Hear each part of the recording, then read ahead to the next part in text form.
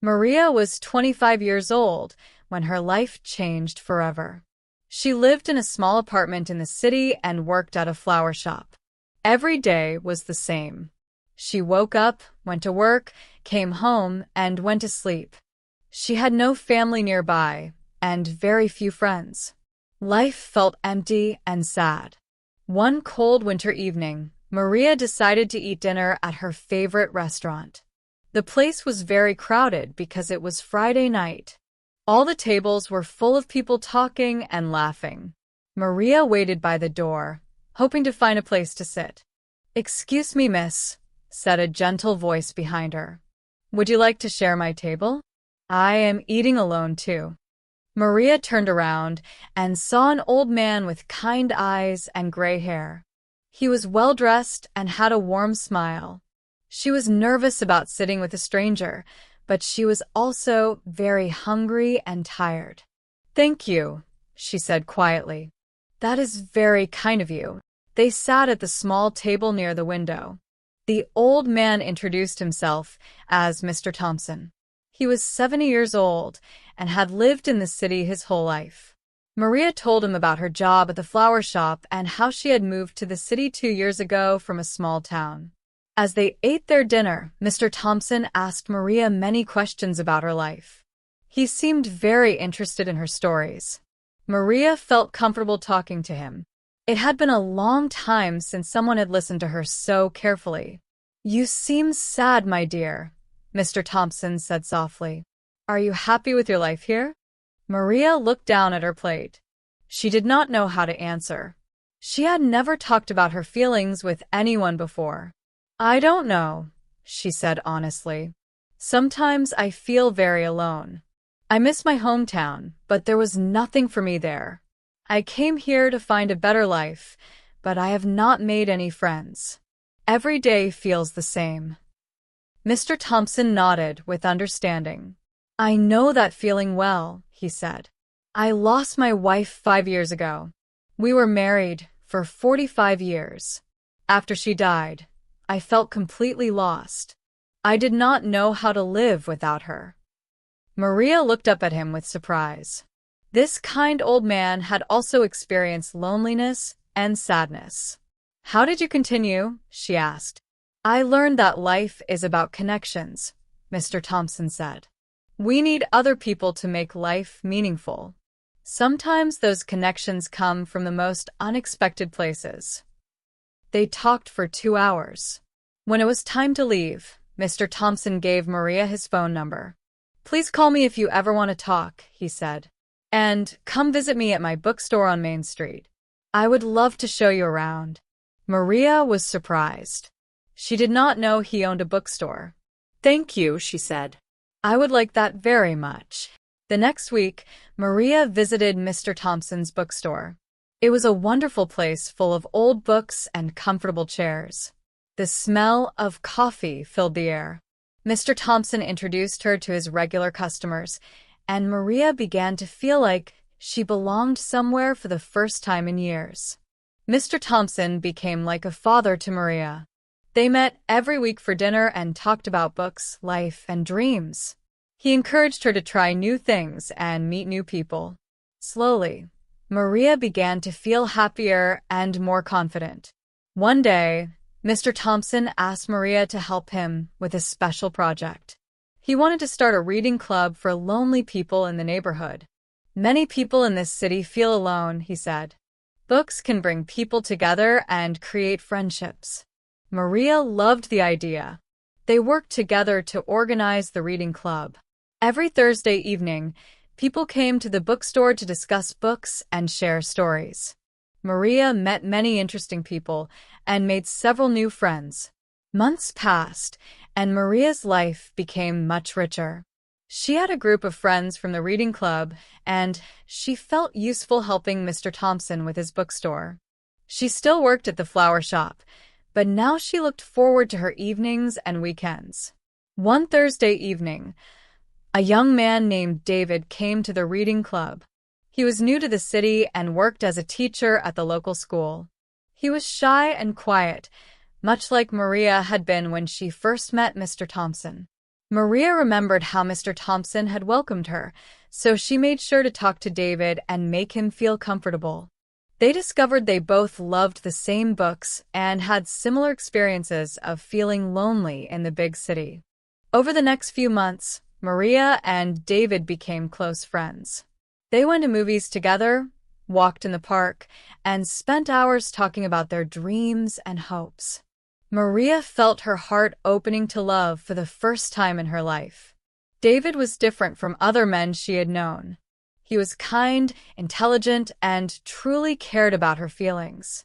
He listened to her stories and supported her dreams. When he asked her to be his girlfriend, Maria said yes with a happy heart. Mr. Thompson was delighted to see Maria so happy.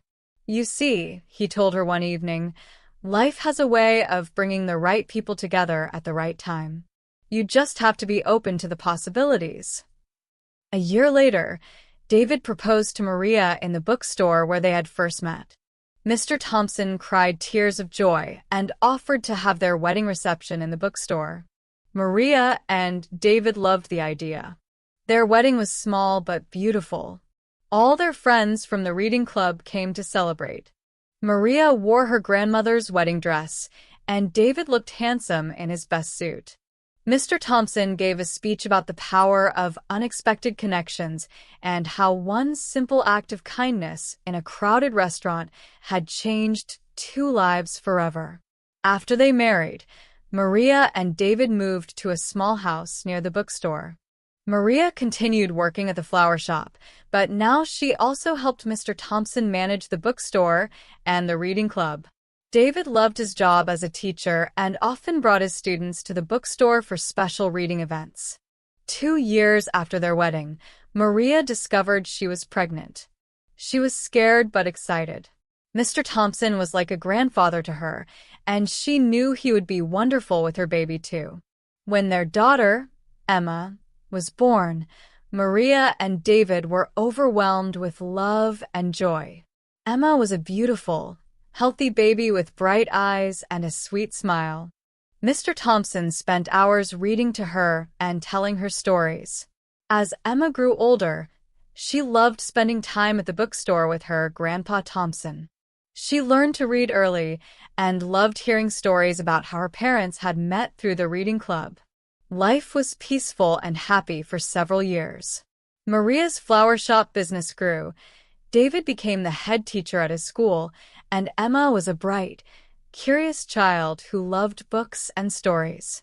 But life also brought challenges.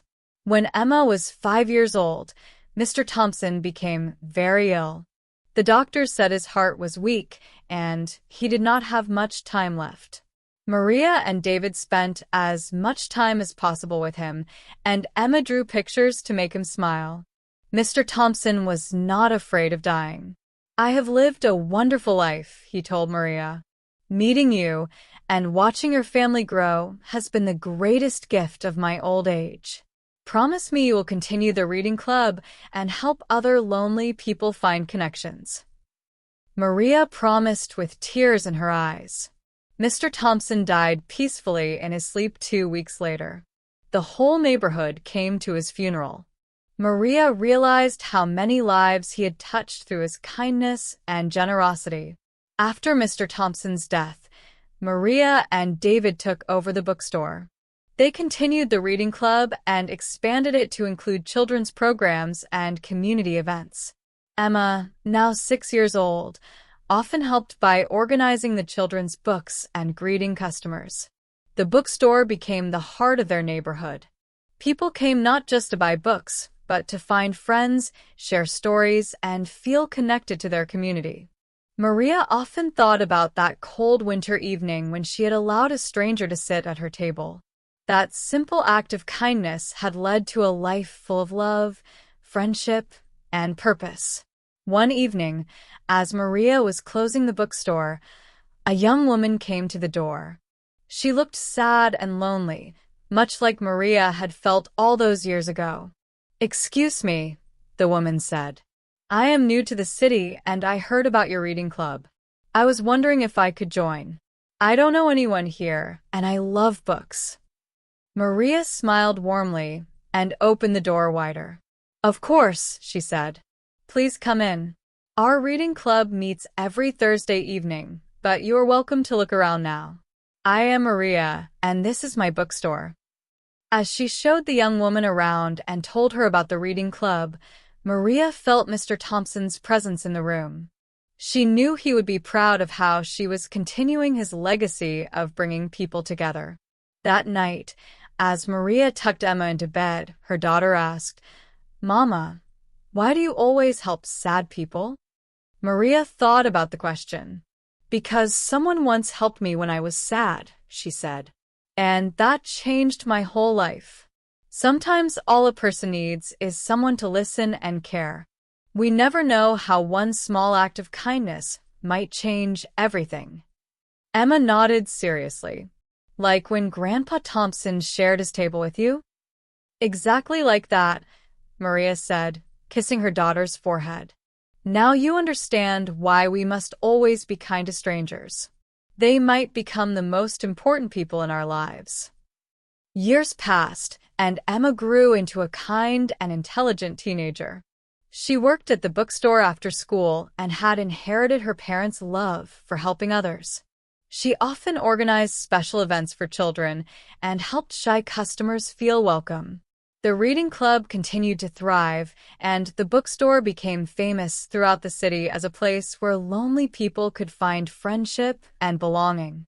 Maria and David's marriage remained strong and happy, built on the foundation of their shared values and their commitment to helping others. On the 10th anniversary of Mr. Thompson's death, Maria organized a special memorial evening at the bookstore. All the people whose lives had been changed by his kindness came to share their stories. There were dozens of them, people who had met their best friends, found their partners, or simply discovered that they were not alone in the world. As Maria listened to all these stories, she realized that the impact of that one evening in the crowded restaurant had spread far beyond her own life. Like ripples in a pond, one act of kindness had created countless other acts of kindness, touching hundreds of lives across the years. Emma, now 17, stood up to speak at the memorial. "I never met my Grandpa Thompson," she said, "but his kindness lives on in all of you. He taught us that we are all connected and that every person we meet is an opportunity to make the world a little better. I promise to carry on this tradition and always remember that kindness is the greatest gift we can give to each other." Maria wiped away tears of pride and joy. Her daughter had learned the most important lesson of all, that life is about the connections we make with other people, and that every stranger is a potential friend waiting to change our lives. As the memorial evening ended and people began to leave, a young man approached Maria.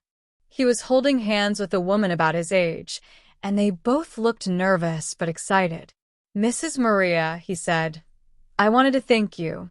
I came to your reading club 3 years ago when I was new to the city and very lonely. That's where I met Sarah." He looked at the woman beside him with love in his eyes. "We're getting married next month, and we wondered if we could have our wedding reception here in the bookstore just like you did." Maria smiled through her tears. "Of course," she said. "Mr. Thompson would be so happy to know that his bookstore is still bringing people together." As she locked up the bookstore that night, Maria reflected on the incredible journey her life had taken. From a lonely young woman eating dinner alone to a wife, mother, and pillar of her community, all because an old man had offered to share his table with a stranger. She thought about all the people who had found love, friendship, and belonging through the reading club and the bookstore. She thought about Emma, who was growing up with the understanding that kindness and connection are the most important things in life. Maria realized that Mr. Thompson had been right all those years ago. Life is about connections, and those connections can come from the most unexpected places. Sometimes all it takes is the willingness to share your table with a stranger, to listen to someone who needs to be heard, or to offer friendship to someone who feels alone. As she walked home to her family, Maria whispered a quiet thank you to Mr. Thompson, wherever he was. His simple act of kindness had not only changed her life, it had created a legacy of love and connection that would continue long after she was gone. The story of Maria, Mr. Thompson, and the bookstore became legend in their neighborhood. People told their children about the power of kindness and the importance of being open to unexpected connections. And sometimes, on quiet Thursday evenings when the reading club gathered, people swore they could feel the gentle presence of an old man with kind eyes and gray hair, smiling as he watched the friendships bloom around him. Maria's life had taught her that we are all connected by invisible threads of kindness, love, and shared humanity. Every person we meet has the potential to change our story, and we have the power to change theirs. All it takes is the courage to open our hearts to strangers and the wisdom to recognize that sometimes the most important moments in our lives begin with the simplest acts of human kindness.